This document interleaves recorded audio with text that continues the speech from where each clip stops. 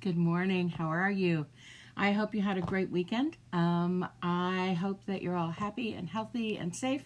I'm Anna Walker, otherwise known as FELTit, and I am usually creating with things like wool fiber and making felted items out of wet felting and needle felting. But while we are being safe and maintaining some isolation to prevent the spread of bad things, we're doing some art dates with Anna every morning, Monday through Friday at 10 a.m. from now until mid-May.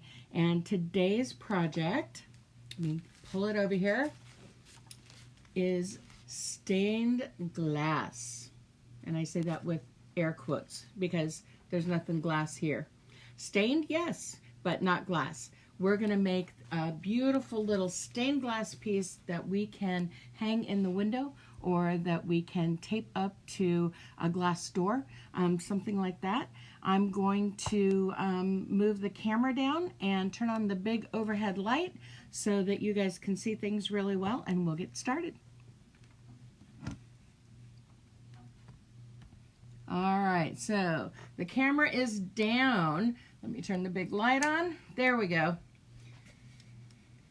So what we're going to need for today is a baggie. I've got a quart size one here. The one that I showed you for the sample was a gallon size. Really doesn't matter what size it is. But we're going to need a quart size or a gallon size baggie. We'll need to use some scissors for a brief moment or two. We'll need some masking tape. And then we'll need either acrylic paints or markers, Sharpie markers, permanent markers of any sort, or a combination of both. A glass of water to rinse our brushes, and some paint brushes. Okay, so the first thing we're going to do is take our baggie and we are going to cut off the zipper side. And we're just gonna figure out how to hold it, Anna. And we're just gonna cut right along the zipper side, and we will put that off for the trash pile. Okay, so then we have a bag, right? I'm gonna open it up just a little bit, and I'm gonna take my scissors and go right along the edge on each side so that we can open it up and make a nice long flat piece. Flip it over and do the other side. Now I'm holding the bag in my other hand fairly tightly so that I can just slide my scissors right on down to the end. And then we've got our baggie opened up. All I've done next is I've just taken and taped it down onto my surface so that it won't move around while I'm working. Now, my masking tape is really, really thick, and yours might be thick too. So what I did was I cut mine into thinner pieces, and I'm going to show you how to do that. You'll just take a little bit of your masking tape, and what I did was I just rolled it up, and I tried to keep it as straight as possible, but you know what? It's art, and art isn't perfect. Art is beauty that comes from chaos. That's what I'm going to say. And then what I did was after I did this, took and flattened it out a little bit, and then I took my scissors and I cut it in half, and then I cut each one of these in half again so that I had tiny little rolls of much thinner masking tape. And I left the little tab open so that we'll be able to get to it easier. I got a whole lot of them over here. So what we're going to do first, I wanted us to make a heart shape in the middle because I think now more than ever it's important for us to remember that love makes the world go round, that being kind to one another helps us get through rough times, and so we're going to make a heart shape. And it's going to be kind of a blocky heart shape, but that's okay. And I'm going to make this one a little bigger than I did in my sample piece. And I'm doing it upside down, so forgive me if I don't get it exactly right. And then we're just going to take pieces of the tape to go around and make our curve at the top of our heart. You see how that's working for us? And I'm just overlapping one side and then going on around. Let me do the other side here.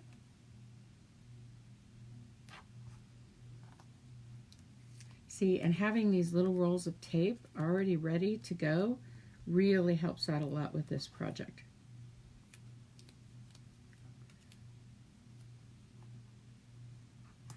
Okay, and now we've got our curves, and now we just need to come down and make our point. So let's see what we can do here. Let's get a little bit longer one here. Overlap it. I think that's about right. And then we'll take from here to here. And then we'll tear it off. Okay, so we've got our heart shape. Now it's just a matter of choosing where we want to have our other lines. And this is random. Random, I think, is my favorite word when it comes to art because it lets us play and it lets us have an opportunity to just make things up as we're going along. And that is, for me anyway, kind of the beauty of doing art, is that it's supposed to be play. It's supposed to be fun. It's not supposed to be something that makes you crazy because it's too, particular. It's supposed to be something that brings you joy and brings you fun. And let's see if I've got a little bit more on this one. Oh, excellent. And see, I'm just putting the lines on here randomly. And you can see some of my cut lines on my masking tape were not very straight, but that's okay. We're mimicking a stained glass design pattern. And if you've ever seen a stained glass window, you know that those windows are not really even. There's a pattern, yes, but there's not any rules as such about how that pattern is supposed to look. And the lines go here, there, and everywhere. And so that's what I wanted us to play with today, is just having fun making the random designs that we can make with the tape. And I'm going to put a little bit here so that we've got an edge to it. And then let's see, where else are we going to put some tape? It's just a matter of playing with the tape. Let's see what we can do together. And I like bringing in pieces that come in the middle of lines as well as pieces that come at the beginning of lines. Just gives us some attitude to play with. Oh, let's go that one there. Oh, we're going to need a little bit more. That's okay. Like I said, I've got lots of tape put together over here. And so just play with your design. Just see where the pieces of tape want to go and what looks cool and what looks cool to you. The only thing that we're doing that's got a definite shape is our heart in the center. And that's just to help us to remember to be kind to one another and to do things in love and kindness to help each other, because we all need help. We might not all need help right now, but I'm willing to bet that we all need help at some point in time. I know I do.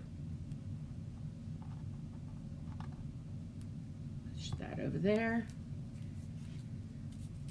Let's see where this one wants to go. I think it wants to go there. And let's see, just a little bit more here. I think I need just a couple more pieces to make this look cool to me. And I want you to make yours look cool to you. Make sure we go all the way over. I think one more, and then I'm feeling pretty good about this. Oops, let's pull that down just a bit. Okay, I like my design. So once we have our design done, we can do one of two things.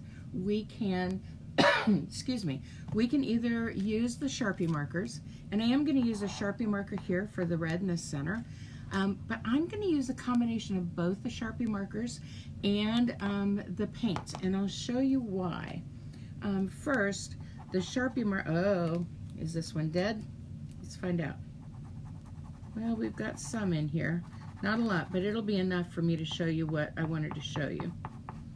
The cool thing about doing both of the Sharpie marker and the paint together is that we can blend it a little bit and it looks pretty cool. And so I'm just randomly putting some Sharpie marker down, and I want this to be in my heart shape. You can use your Sharpie or your paints right now. I'm going to pull out the paints here in just a second. And what I'm going to do is add just a touch of this red magenta, this deep red color. And I'm just putting a little blob of paint right there in the center. These are acrylic paints. And now I just want to get my brush a little bit wet. I'm dipping it in the water and then I'm brushing it off on the paper towel. And I'm going to take and pounce the paint around. And the paint is going to blend with the Sharpie marker. And the Sharpie that I used was kind of a metallic pinkish red. And so it's going to give this red acrylic paint a really cool little shimmer design. And so we're just pouncing, you know. The cool thing about doing this is that the lines are going to get pulled away, so we don't have to worry about staying in the lines. We just have to go right over the lines to make sure that our design is there. And there we've got our red heart right in the center. So now let's take some other Sharpie markers. I rinsed my brush out and I'm going to dab it off on the paper towel. Let's see, I've got this really pretty green and I think this will look really pretty in here.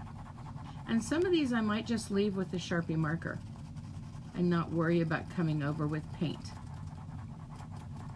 The paint will make it more opaque, or so that you can't really see through it. Using the Sharpie marker, it's going to be more translucent, or you can see through it. You can see through the color. So opaque means color that you can't see through, and translucent means color that you can see through. And I like that green just the way it is. Let's see if this turquoise one is working. This is a good way to find out if your Sharpie markers are working.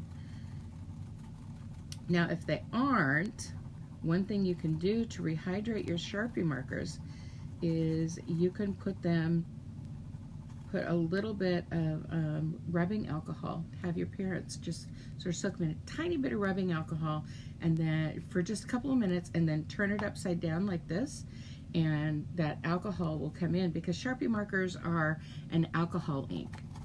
And so you can get those to come back to life a little bit after they've been sitting around and drying up for a while, but just adding a little bit of rubbing alcohol. You might want to wait a while until it's easier to find rubbing alcohol, but that is a way you can do that. And I'm just, you know, deciding where I want to have the colors, and I'm just coloring it in. Again, we're not worried about staying inside the lines because the lines are going to get removed. We're just putting color wherever we're wanting to have color. Let's see, I've got a pretty blue here. Let's see what this one does. Ooh, I like that. Now this one's acting like it's a little bit dried out. So I'm gonna take this one, and where I put this blue, I'm gonna add some of the acrylic paint to it so that it can cover it entirely. And that way I can still use a marker that's starting to dry up, but I don't have to worry about missing out on it. So I'm just going to grab some of my really cool blue here, put a little dot right there and a little dot right there. And I'm also going to put a dot right here that's just going to be paint, and one right there that's just going to be paint. And I'm going to start with the ones that are just paint. And again, I'm grabbing a paintbrush, getting it wet, dabbing it off. So I'm going to go into the ones that are just the paint right now. And the reason I'm doing those first is because they're just the paint, and it'll keep this color nice and true to what the paint color is. Excuse me. When we get to the ones where we're blending the Sharpie marker in, it's going to pick up a little bit of the color of the Sharpie marker. So it'll hopefully change that color just a little bit. All right, and now we're going to go in where the Sharpie marker is and we're going to blend away. And it does make it a little different, doesn't it? And the more you pounce in an area where you're blending the two colors together, the more those colors are going to blend. Here, we'll come over here again. I have a little tickle in my throat this morning, so you'll excuse me if I take a drink here real quick of my coffee. Oh, sorry about that. I hate it when I get a tickle. Okay, we blended a little bit in here. I'm going to rinse this paintbrush off. And I think I have any other colors I want to bring over. I've got an orange over there, and I want to see how that looks. Let's see if this orange marker is working for me. Well, it's not working too bad. We might do the same thing here and blend this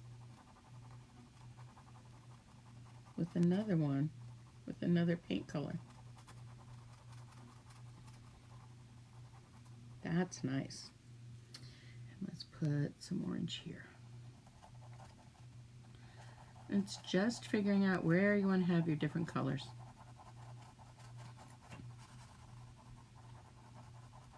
I hope you've had fun creating and that you created something over the weekend, because creating is something we should do every day. Helps keep our brains nice and awake and alive and our imagination going. Even if it's just, you know, making a mind picture by going and looking outside and seeing the birds and the plants. My tulips are growing right now out in front of my house, and the tulips always make me happy. Ooh, I grabbed a little piece of tape on my arm. And one more orange.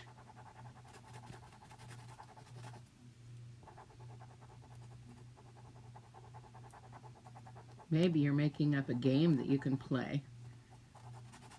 I did that with my grandson a few years ago. We created a game, a board game that he designed and created all himself. Maybe we'll do that together one day. Okay, so there's our orange. And on a couple of these, I'm going to add a little bit of yellow. And I think the ones I'm going to add yellow to are the ones that are right here by the heart. That's a lot of paint. And then I'm going to get some plain yellow in a couple of other areas. So just like we did with the blue, we are going to do the yellow first so that we get that color nice and bright and yellow. And we're just pouncing it all around.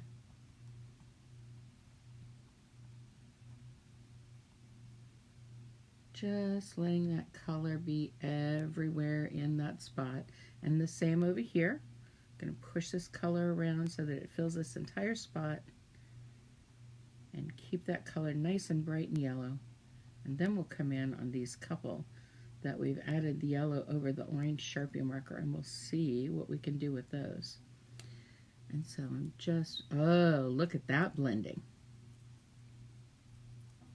That orange and that yellow are blending nicely, aren't they?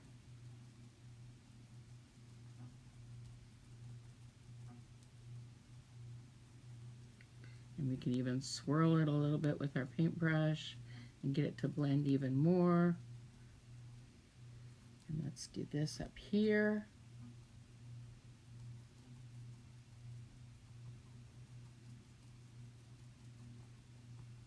And I'm going to swirl around just to mix those colors a little bit more. I love that color. It's almost a sunflower yellow. Okay, and we're going to rinse that off. And then I think I'm going to use my green paint for these last squares. And that is going to be the end of painting our design. So I'm going to add just a touch of green in each of these squares. I call them squares, but none of them are square shaped, are they?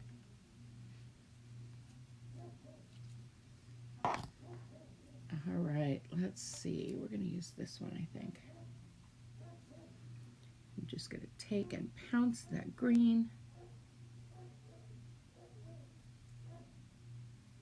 The reason I'm pouncing is if you've ever looked at a stained glass window, you'll notice that some of the colors are almost look swirly or patterned.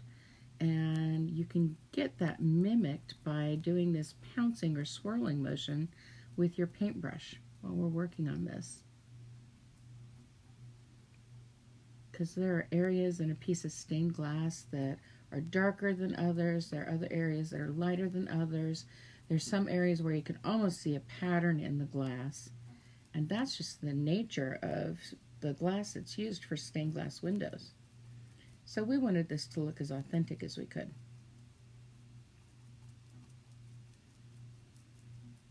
Okay, did we get them all done? We did. So we have our design completed. We need to let it dry, all right? This one's gonna take a little bit for it to dry. But when it does get dry, all you're going to do is just peel off the pieces of tape very carefully, and it'll show those lines underneath. Like I said, this isn't dry right now, but I want to show you on the sample that I did the difference between, this is the one that I tried out at first, and I took the tape off.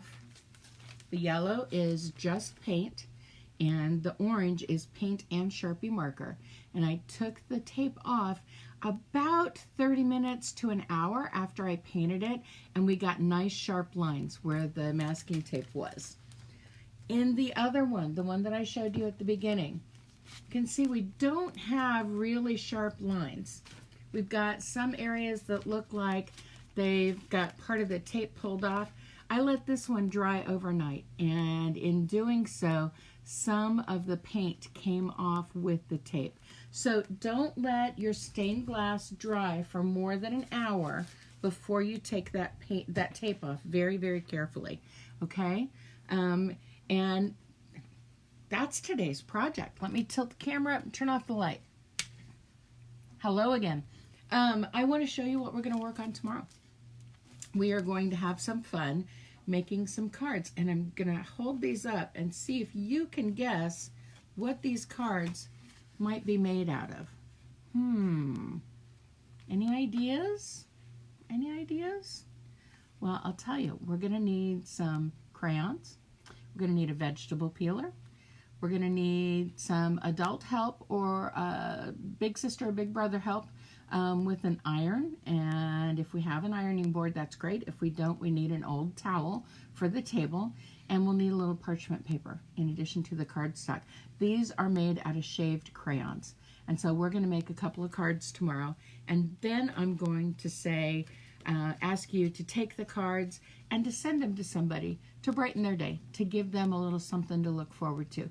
Because we all love getting mail. And we're not, able to see each other right now, so let's send mail to one another. I call it happy mail. And I love to get happy mail, and I love to send happy mail. So I would love to see your stained glass pictures. When they are dry and you take your tape off, you can then put them up on a window with just some Scotch tape. And that way the sun will shine on it and it'll look like a stained glass window. And tomorrow we'll have some other things to bring some happiness and spread some cheer by making our cards. So thank you for being here with me today. I hope you had fun creating. And I'm glad that you're all coming alongside and you're creating things during this time.